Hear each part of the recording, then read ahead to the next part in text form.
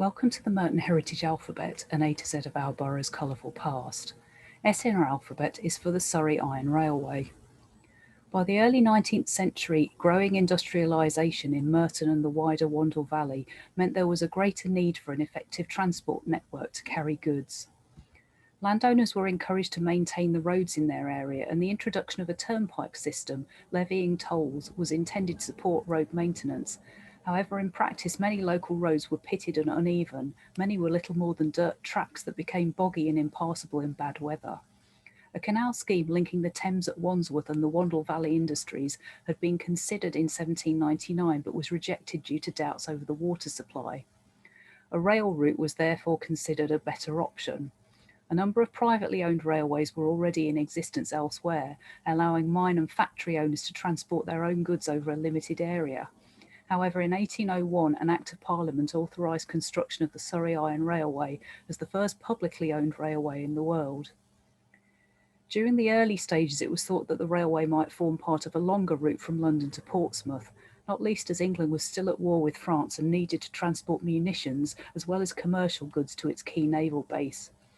However, when the Surrey Iron Railway opened in July 1803, it ran from Ram Creek, Wandsworth to Pitlake, Croydon via Mitcham. In 1804, a branch was also opened connecting to Carshalton. The main route was a double track, but a single branch line was built from Croydon through Coulsdon to Merstham in 1805. When Lord Nelson, himself a Merton resident, achieved a decisive victory over Napoleon's French navy at the Battle of Trafalgar, there was less demand for rail transport of munitions, so plans to extend the Iron Railway were abandoned. The Surrey Iron Railway was designed by canal engineer William Jessop. Covering a distance of nearly 9 miles, it used plate rails, specially designed L-shaped iron rails, each about 3 feet long, positioned just over 4 feet, that's 1 metre 27 centimetres apart, and secured by spikes onto stone blocks. The use of plate rails avoided the need for vehicles fitted with flanged wheels which sat on the track. The Surrey Iron Railway could be used by any wagon fitted with wheels of the same width as the rail gauge. For a fee, hauliers could use their own wagons, which avoided the need to keep unloading and loading cargo. The Surrey Iron Railway was always a freight rather than a passenger service. Special horse-drawn trucks, each weighing about a ton, carried 3 tons of coal, lime or grain. It is said that one horse could pull up to 10 wagons, but regular loads consisted of 4. In July 1805, a Mr. Banks won a wager with engineer William Jessop near the Fox Inn in Hooley. Jessop had said that a horse could pull 5 tons in one direction along the railway and 10 tons in the other. In fact, Banks showed that one horse could pull more than 55 tons along the line.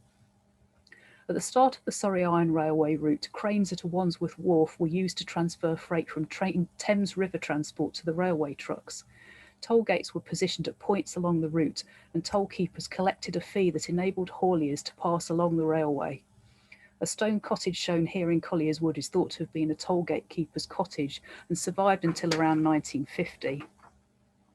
From Colliers Wood, the railway followed the line of Church Road, then swung across from Mitcham Parish Church, skirting the district. It then followed a route from just before the present Mitcham station to Wadden Marsh in Croydon. This section was later the route of the Wimbledon to West Croydon Railway, now used by the Croydon Tram Link. The Surrey Iron Railway then travelled on to Pitlake. Various engineering work was needed to protect the line. For instance, a wall was built in Purley to prevent the railway earthworks of this section, known as the Croydon, Merstham and Godstone Railway, from sliding down a slope. A bridge was used to cross the Chipstead Valley Road at Coulsdon. This was demolished in 1854. The bridge and a linked embankment were needed to keep the rail route level without too much of a gradient. The fortunes of the Surrey Iron Railway declined as steam railways were built locally in the 1830s and 40s. The horse-drawn line could not compete effectively and closed on the 31st of August 1846. Some of the ground was returned to the original landowners, but much of the track bed from Mitcham to Croydon was used for the Wimbledon to West Croydon Railway, opened in 1855.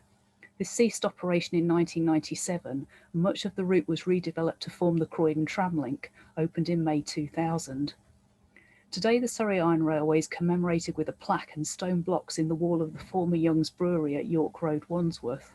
A wheel, rail and blocks are also housed at the Wandle Industrial Museum in Mitcham. In 2000, the Wandle Valley Mapping Project also commissioned several plaques to mark the route of the former railway as part of a project to highlight its unique history. If you would like to know more about Merton's history, visit our Merton Memories website at www.merton.gov.uk/memories. You can also find more information at Merton Heritage and Local Studies Centre, which is located on the second floor of Morden Library.